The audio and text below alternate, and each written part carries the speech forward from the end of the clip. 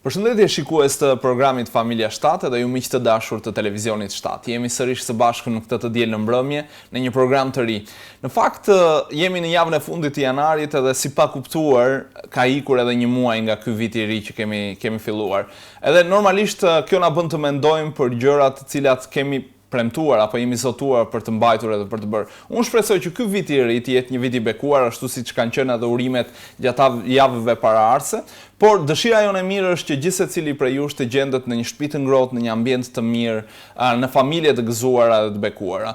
Sepse jo pa qëllim e thash këtë, një pjesë e mirë e njerëzve sot, sidomos në Shqipëri, janë duke përjetuar një situatë pazakontë menjëherë pas ngjarjeve të tërmetit të 26 nëntorit. Një pjesë e tyre janë ende të pastre, duke qëndruar nëpër çadra. Ne si Media 7 jemi përfshirë në këtë operacion për të ndihmuar sa mundemi familjet të cilat janë prekur nga tërmeti i 26 nëntorit. Dëshira jonë e madhe është që të ndihmojmë sa më shumë dhe pikërisht partnerët tanë kanë qenë ata që na kanë ndihmuar në këtë shërbesë tonën për të ndihmuar këto familje.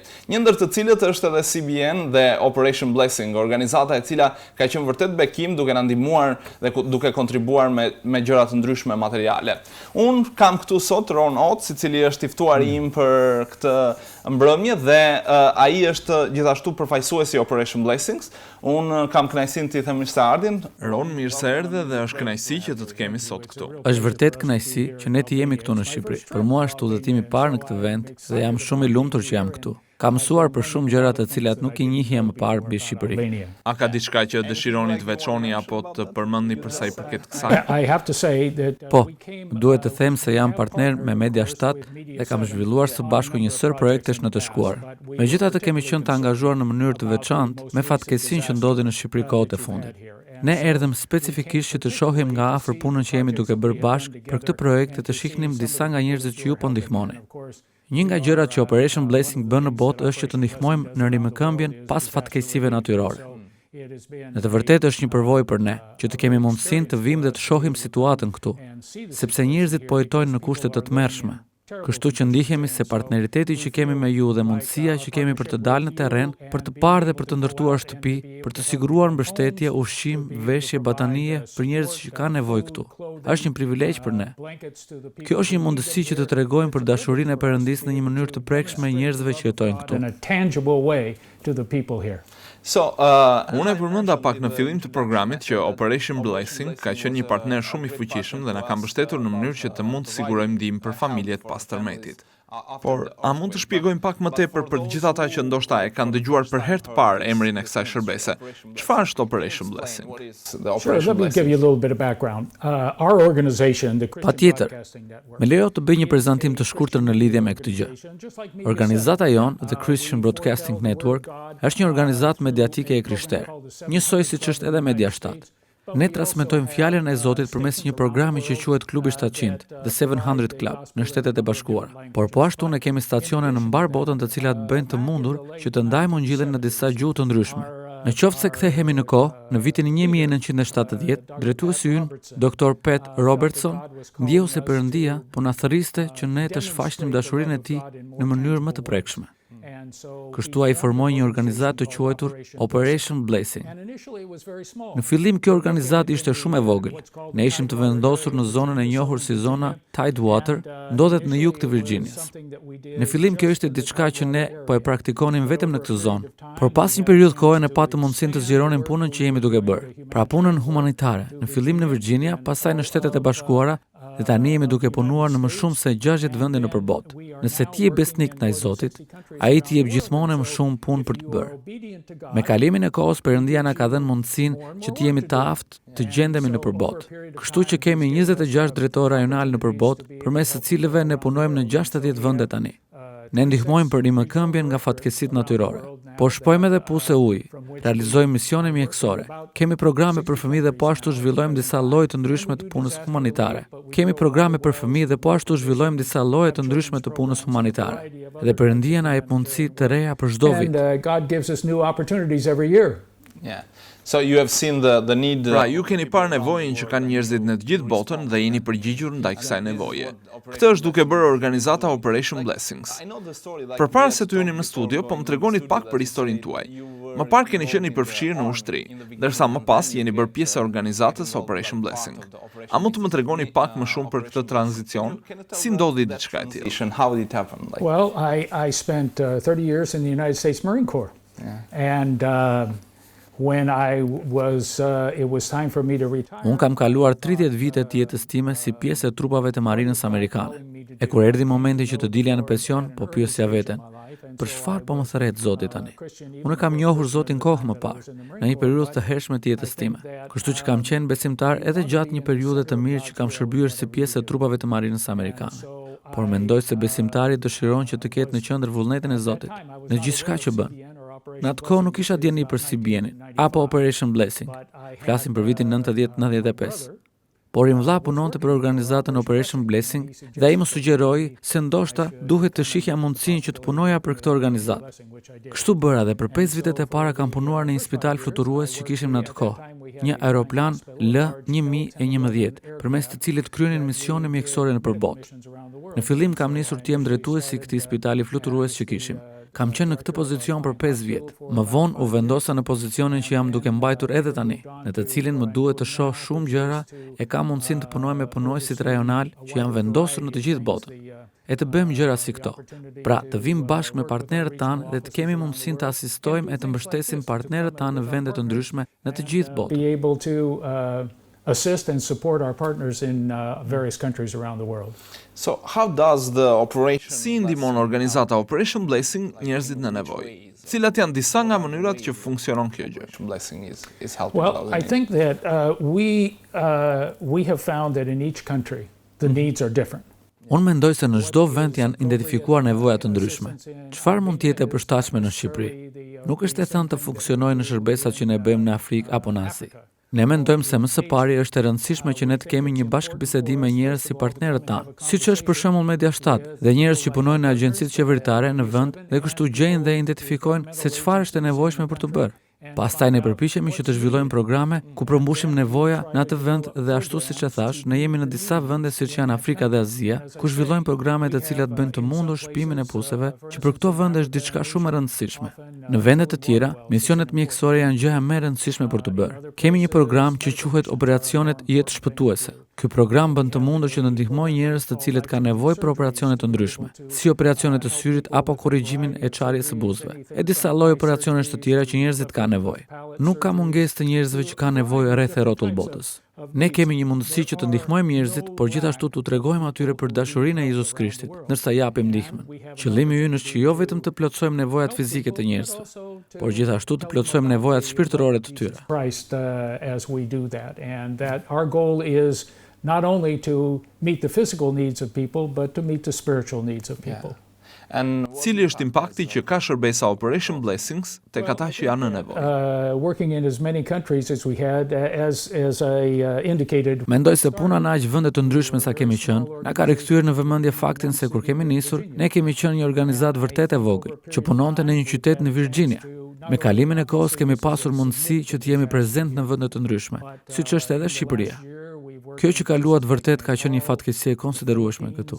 Por ne kemi punuar edhe në vende të tjera si Nepal, Filipine, e meqense jemi duke folur për Filipinet, atje janë duke përjetuar një shpërthim të madh vullkanik. Në Indonezi duket se janë duke ndodhur gjëra të cilat nuk janë të thjeshta siç janë uragane, tërmete dhe tsunami, në mënyrë të vazhdueshme. Unë mendoj se në çdo njëri nga këto raste, Perëndia po na jep neve një mundësi për të qenë të aftë të tregojmë dashurinë e Tij. Edhe pse këto rrethana janë tragjike, ne shohim në çdo njërin prej tyre një mundësi për të demonstruar dashurinë e Perëndisë për njerëzit. We also see each one of these events as opportunities to show God's love to people. Në fakt që për fillimit, kur ju dëgjuat për tërmetin në Shqipëri, ju përgjigjet shumë shpejt dhe nisët bashkëpunimin me Media 7. Përmes kontakteve që ju keni me drejtuesit e Media 7, ju keni komunikuar dhe keni kuptuar më mirë se çfarë po ndodh këtu. Cila ishte ideja e parë ose cila ishte shtysa që ju bëri të lëviznit dhe të bëheshit pjesë e shërbimit këtu në Shqipëri? To be part of that. Well, I think we were of course aware that people's houses had been destroyed. Ne ishim të vetëdijshëm se shtëpitë e njerëzve ishin shkatruar, e njerëzit duhet të gjenin një vend për të jetuar. Tërmeti ndodhi në nëntor, pra përkoi në muajin që nis dimri. Jashtë bën ftohtë dhe njerëzit kanë nevojë për batanie, për rroba, kanë nevojë për ushqim. Ata kanë nevojë të arrijnë e të mbajnë veten e tyre, e nuk janë më në gjendje të jetojnë në apartamente apo në shtëpitë e tyre. Gjëja e parë që bëm është takimi me përfaqësues të Media Shtat dhe të organizatave të ndryshme dhe diskutuam me ta për të kuptuar se cilat ishin nevojat. Siç e dini, njerëzit tanë në Shtetet e Bashkuara nuk flasin gjuhë shqipe, kështu që ne na duhen partnerë të cilët kuptojnë gjuhën e vendit, kuptojnë kulturën vendase. Ne kemi parë se është shumë me efekt të kemi mundësinë të ndihmojmë organizatat që funksionojnë në këtë vend.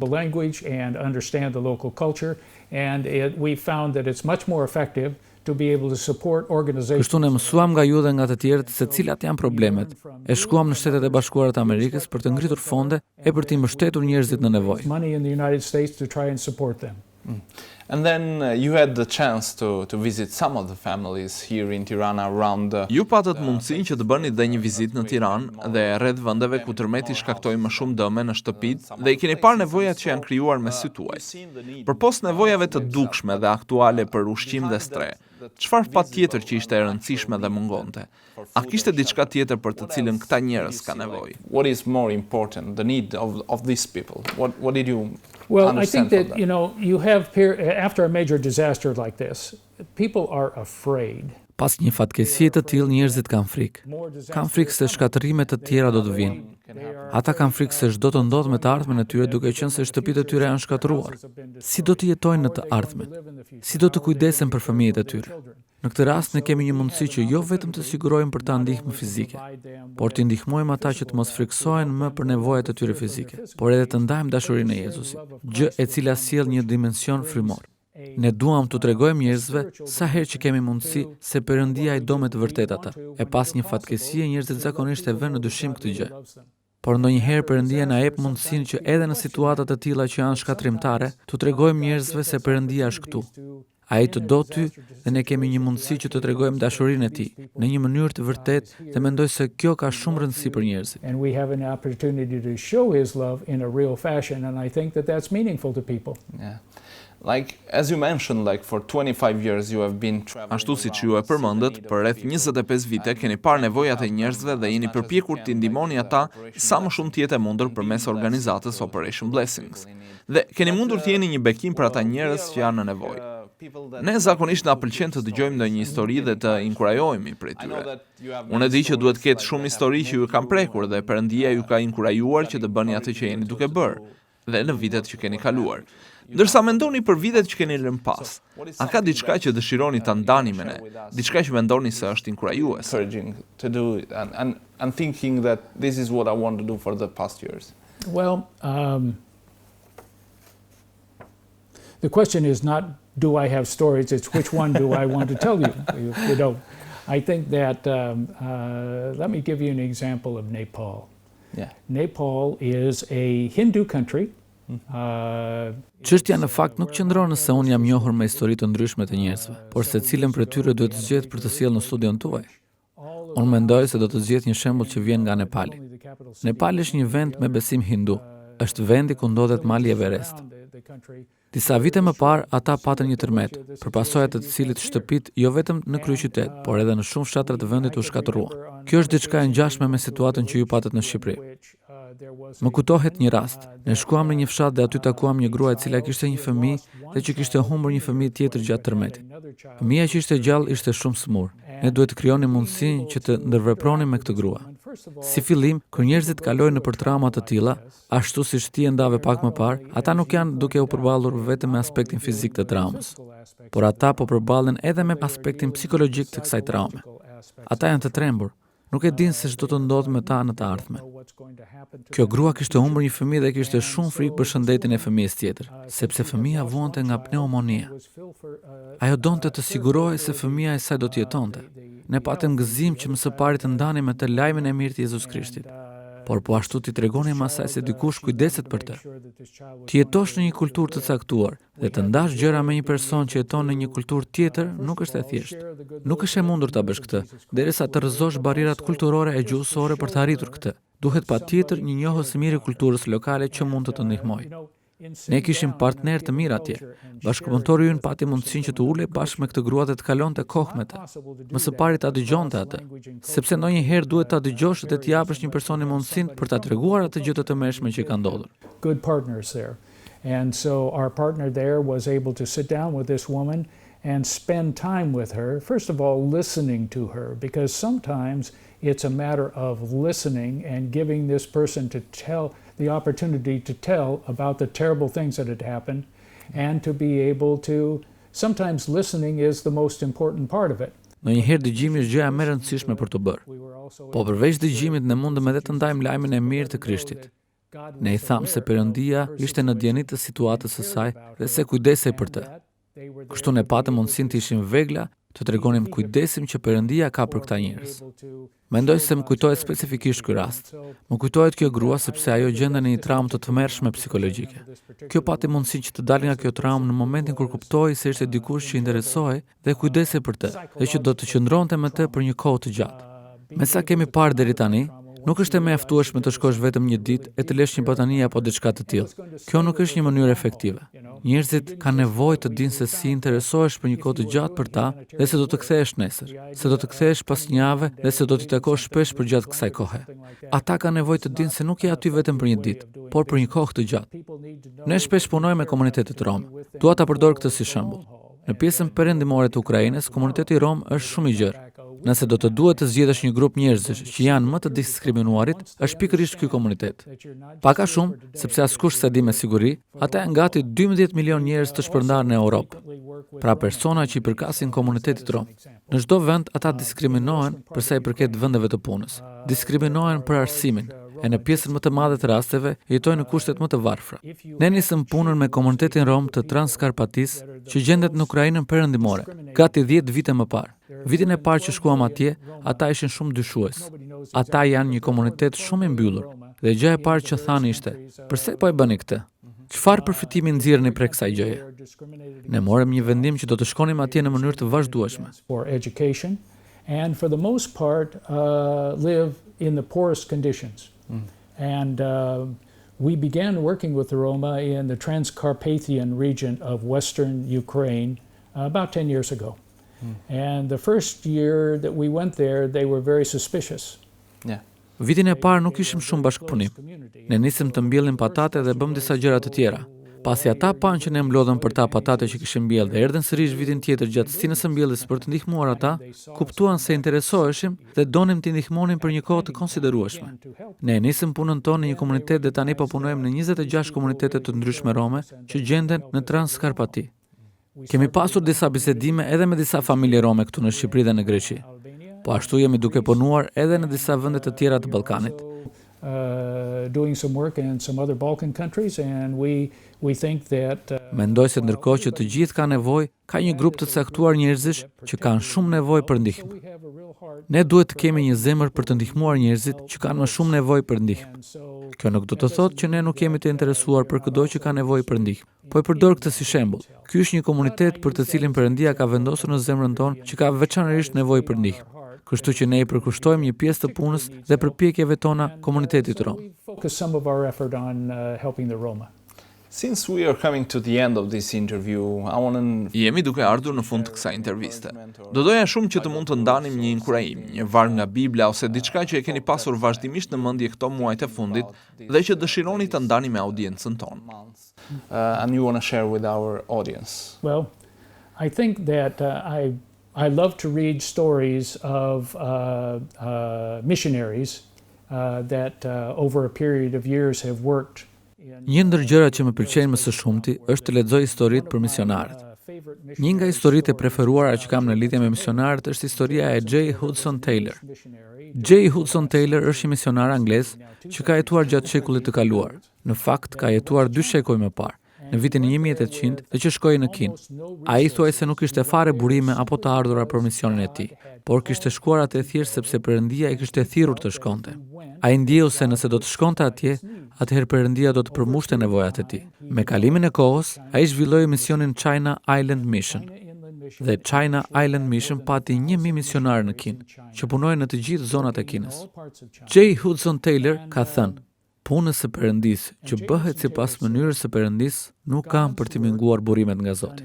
Duke qenë se jam një person i përfshirë në punën humanitare, ndonjëherë ndihem disi dekurajuar, se shoh që kam shumë gjëra që më pëlqen t'i bëj, por për të cilat nuk kam burime. Dhe në këto momente më kujtohet J. Hudson Taylor, edhe shprehja e tij: Punës së Perëndis, që bëhet sipas mënyrës të Perëndis, nuk kam për t'i munguar burimet nga Zoti. Ne mund të mbështetemi tek Perëndia. Ai është besnik dhe gjithçka që ne kemi nevojë të bëjmë është të jemi të bindur dhe të bëjmë atë për të cilën ai na thret të bëjmë. Dhe është puna e tij që të sigurojë burimet e nevojshme, sepse sipas meje, kjo është mënyra se si funksionon. E gjithë kjo që bëjmë funksionon sepse Perëndia është besnik. Been the pattern that I found works. It works because God is faithful. Ron, faleminderit. Ishte një kënaqësi që ju kisha këtu dhe që patëm këtë bisedë në lidhje me atë që Operation Blessings po bën rreth e qark botës. Faleminderit për ftesën tuaj. Ne vlerësojmë shumë faktin që jemi duke bashkëpunuar me ju këtu në Shqipëri dhe presim që të jemi bashkë për të bërë akoma më shumë gjëra në të ardhmen. Miq të dashur, ishim me Oates, përfaqësuesi Operation Blessings, i cili ka pasur një vizitë të shkurtër në Shqipëri për të kuptuar edhe më shumë situatën pas tërmetit, me shpresën që të mund të ndihmojnë sa më shumë të jetë e mundur ato familje të prekura nga tërmeti këtu i 26 nëntorit. Ne do të rikthehemi vetëm pas pak në studio me një tjetër të ftuar. Vazhdoni të qëndroni me programin Familja 7.